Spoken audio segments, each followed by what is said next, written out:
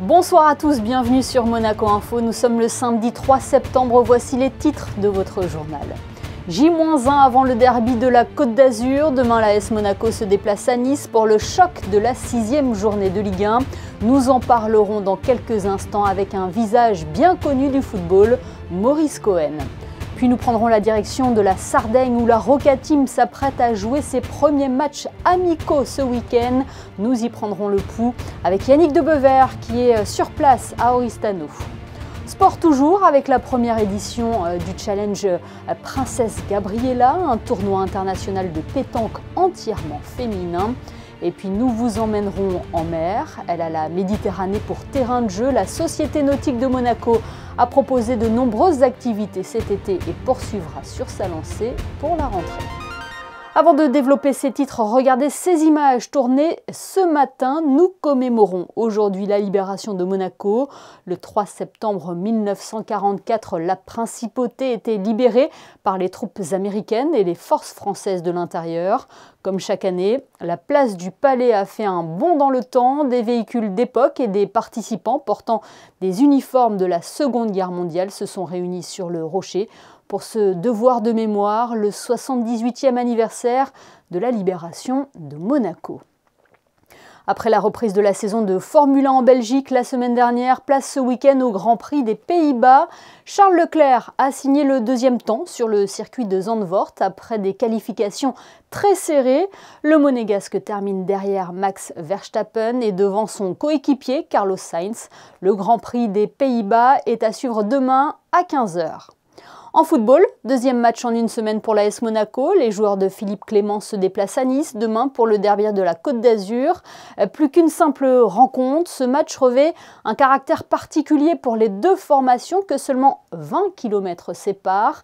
Pour parler de ce choc de la 6e journée de Ligue 1, nous sommes avec un homme qui connaît bien le football et ses deux équipes. Bonsoir Maurice Cohen. Oui, bonsoir. Cela peut paraître paradoxal de vous avoir en invité pour évoquer ce derby de la Côte d'Azur. On le rappelle, vous avez été président de l'OGC Nice de 2002 à 2009, mais vos activités sont principalement ici en Principauté. Elles ont toujours été en Principauté. Je me suis toujours coupé en deux, entre ma vie personnelle où j'habite à Nice et mes objectifs sportifs qui étaient, puisque j'étais président du Cavigal, après président de l'OGC Nice, mais mon cœur aussi est à Monaco, alors je suis toujours partagé. Alors c'est sûr que mon club de cœur, c'est l'OGC Nice pour lequel j'ai œuvré pendant 7 ans à sa présidence, et puis toujours avec un œil sur Monaco qui est aussi mon club, mais pas de la même façon on va dire. Maurice Cohen, un derby ça a toujours une saveur particulière, c'est le match qu'il faut absolument gagner de la saison. Ah oui, le derby, c'est toujours, il y a deux derbys importants pour les Niçois. C'est le derby contre l'AS Monaco et puis le derby contre l'Olympique de Marseille. Voilà, c'est deux matchs très importants dans la tête des joueurs et dans la tête de tous les supporters. Et donc c'est important de faire le maximum pour obtenir un résultat. Oui, on dit toujours qu'un derby, ça se joue pas, ça se gagne. C'est exact, c'est exact. Ça se gagne et ça se joue quand même, mais avec l'objectif de le gagner. Alors quel regard portez-vous sur ce match de l'AS Monaco contre l'OGC Nice au vu du début de saison des deux équipes? Écoutez, moi j'avais joué l'AS Monaco, je vois pratiquement tous les matchs. Je vois que c'est une très très belle équipe qui est bien structurée, qui est bien équilibrée. Bon, il y a eu une défaillance, mais il y a eu beaucoup de problèmes d'arbitrage qui ont pas permis à l'AS Monaco d'obtenir les résultats qu'elle souhaitait. Mais quand on voit le match que l'AS Monaco a fait contre le PSG, on se dit que c'est une équipe costaud et à mon avis elle ira loin. Après Nice est en train de recréer son équipe avec un mercato tardif. Donc il faut attendre de voir. Pour l'instant les résultats ils n'ont pas été à la hauteur des objectifs du club. Alors il faut attendre un petit peu que les nouveaux joueurs arrivés leur permettent d'obtenir un meilleur jeu on va dire. Mais disons que je donne un petit avantage aujourd'hui à l'AS Monaco dans ce derby quand même. Pourtant, Nice reste sur une victoire face à Lille. Ça aussi, ça peut changer la donne. Les erreurs d'arbitrage contre Monaco, forcément, les Monégasques vont vouloir montrer qu'ils ont leur place en haut de tableau. Et puis l'OGC Nice va vouloir aussi prouver qu'il a ses chances dans ce derby. Oui, tout à fait. Bon, le résultat à Lille est un très bon résultat. Bon, dans le jeu, Nice a été dominé, mais bon, après, il n'y a que le résultat qui compte. Et puis, moralement, c'était important de gagner le premier match, puisqu'ils n'avaient pas encore gagné en championnat. Donc là, ils ont gagné, ça les remobilise, ça les dynamique. Donc c'est pour ça qu'on va assister à un super derby entre Nice et Monaco demain soir. Et justement, quel est votre pronostic pour ce match, Maurice Cohen ? Écoutez, non, je n'ai pas de pronostic. J'espère que ce sera un très beau match et puis que le meilleur gagne. C'est ça l'objectif toujours, qui est une belle rencontre. Comment vous voyez la saison aussi bien pour l'OGC Nice que l'AS Monaco, bien évidemment ce qui nous intéresse, nous, c'est l'AS Monaco, mais comment vous voyez les deux équipes cette saison en championnat ? Moi, je trouve que l'AS Monaco est une très très belle équipe, elle est bien équilibrée, il y a eu un bon recrutement, il y a eu Camara qui est arrivé, qui est un très bon joueur, qui va remplacer facilement Tchouaméni qui est parti au Real de Madrid. Je trouve qu'elle est bien équilibrée, qu'il y a une bonne ossature, que les joueurs se connaissent bien parce qu'il n'y a pas eu beaucoup de changements. Donc moi, je trouve que Monaco a quelque chose à faire dans ce championnat. Alors bien entendu, il faut faire attention au carton jaune, au carton rouge, parce que ça pénalise automatiquement l'équipe. Et Philippe Clément aussi a un peu changé son système de jeu. Oui, il a changé, il s'adapte en fonction des joueurs qu'il a. Donc c'est bien, puis il faut être amené, un entraîneur doit être amené à avoir la possibilité d'avoir plusieurs façons de jouer et plusieurs façons et de changer même des fois en cours de match en fonction des événements.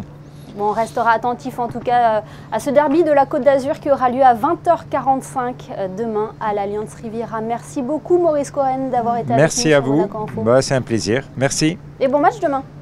Merci, vous de même. Eux n'ont pas encore débuté leur saison, mais vont connaître leur premier match amicaux ce week-end après une semaine d'entraînement à Bormio. Les basketteurs de la Roca Team sont en Sardaigne pour 2 rencontres. Yannick Debever, bonsoir. Vous êtes sur place avec Thomas Deus pour Monaco Info. Quel est le programme de nos Rouges et Blancs pour les prochains jours ? Bonsoir Émilie, bonsoir à toutes et à tous. Nous sommes à Oristano en Sardaigne, comme vous l'avez dit, pour le premier tournoi de matchs amicaux de la Roca Team. Ça commence ce samedi soir face à l'Hapoel Tel Aviv. Et en fonction du résultat, ce dimanche, ils affronteront soit le Cedevita Olympia, une équipe slovène, ou bien le Dynamo Sassari, l'équipe locale.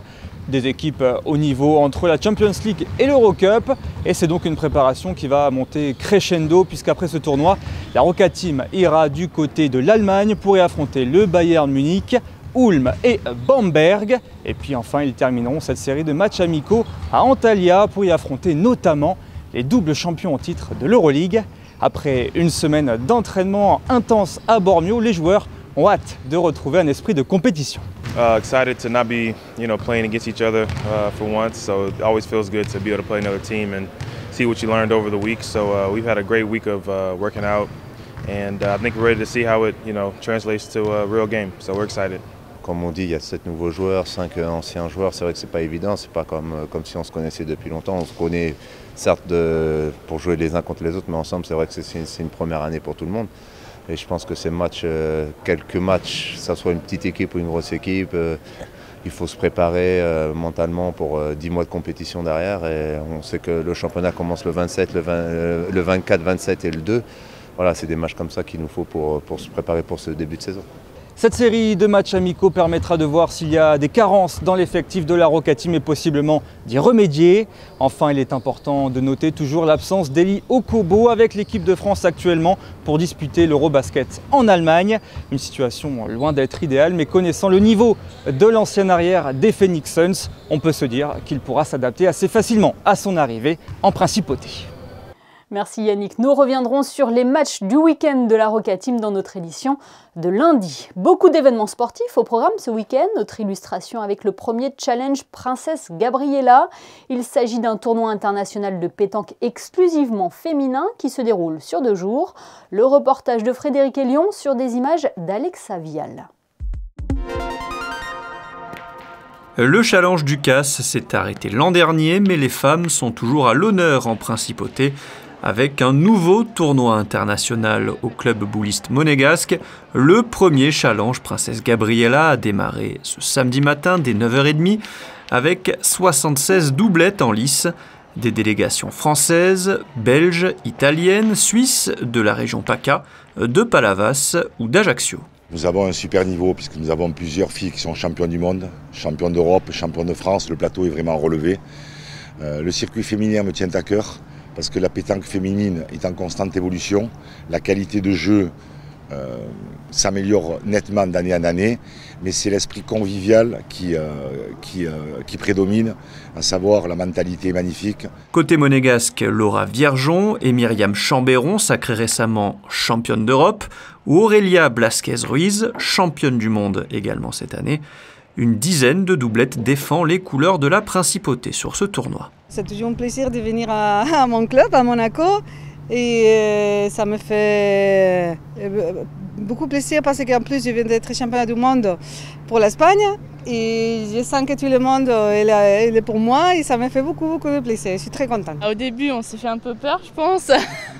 On n'a pas très bien commencé mais bon après on se rattrape par la suite et c'est que du bonheur. On est content de venir à chaque fois, c'est un beau plateau et on va essayer d'aller au plus loin pour le club.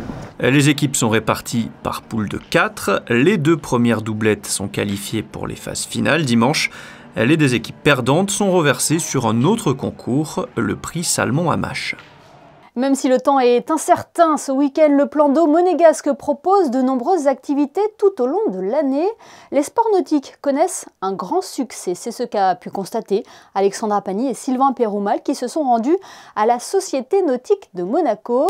Après un bel été, la société amorce la rentrée. Regardez.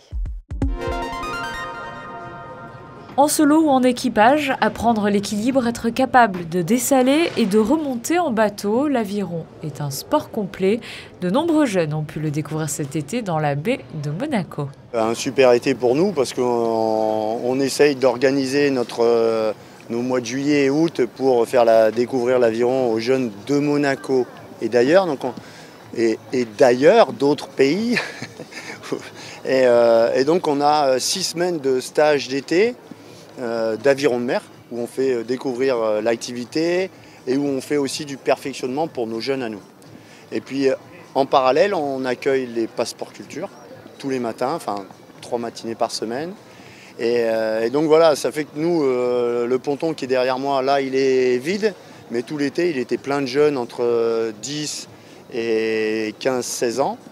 Et on n'a pas arrêté en fait. Des stages qui suscitent chaque année de nouvelles vocations et cela dès la rentrée. Nous, le mois de septembre, c'est la rentrée. C'est la rentrée à Monaco pour l'école, mais c'est aussi la rentrée pour l'aviron. Donc en règle générale, le mercredi après-midi, on accueille tous les nouveaux. Tous les nouveaux qui ont fait les stages d'été ou le passeport culture, ou tous les nouveaux qui n'ont jamais pratiqué l'aviron. Que vous soyez déjà mordu ou si vous êtes tout simplement curieux de découvrir cette discipline, accessible toute l'année ici à Monaco, rendez-vous les mercredis après-midi à la Société nautique pour vous y inscrire.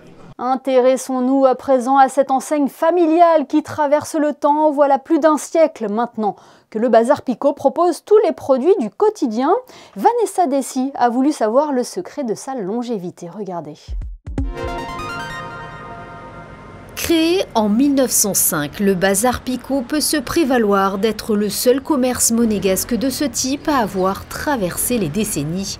Une réussite exemplaire fondée sur une rapide capacité d'adaptation à l'évolution des modes de consommation. Mes grands-parents sont arrivés en principauté dans les alentours de 1895-98. Au départ, ils étaient itinérants parce qu'ils étaient immigrés d'Italie, ils venaient de la région de Turin, ils étaient vanniers.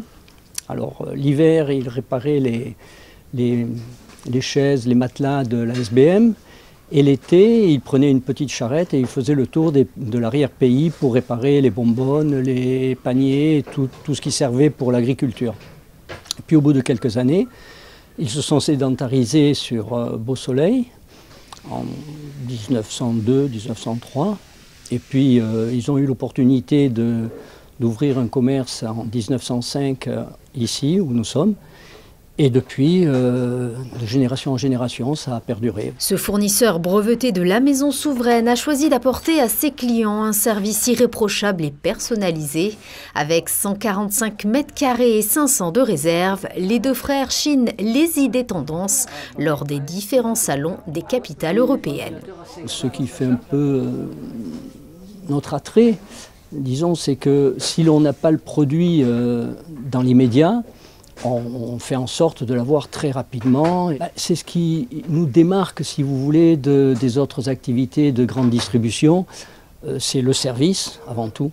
Le service et bien sûr la qualité, parce qu'il n'y a rien de plus gênant pour un commerçant d'avoir des retours de marchandises parce que ça ne fonctionne pas ou parce que ce n'est pas ce que le client attend.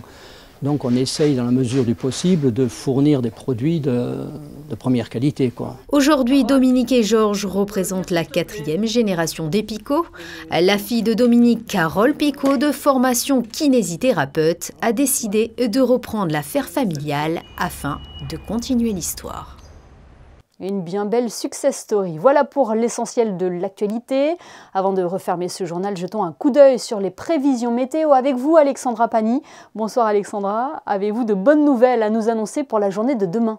Bonsoir Émilie, bonsoir à tous. Le soleil sera enfin de retour dimanche. Le ciel sera encore un peu voilé, mais rien de comparable au jour précédent. Les températures seront un peu plus hautes que la veille, avec 27 degrés d'annoncés au plus chaud de la journée. Et en ce 4 septembre, nous fêterons les Rosalies. Merci Alexandra et merci à vous de nous être fidèles chaque soir, y compris le week-end. On se quitte en images avec les photos de Michael Alési et les commémorations de la libération de Monaco ce matin sur le Rocher.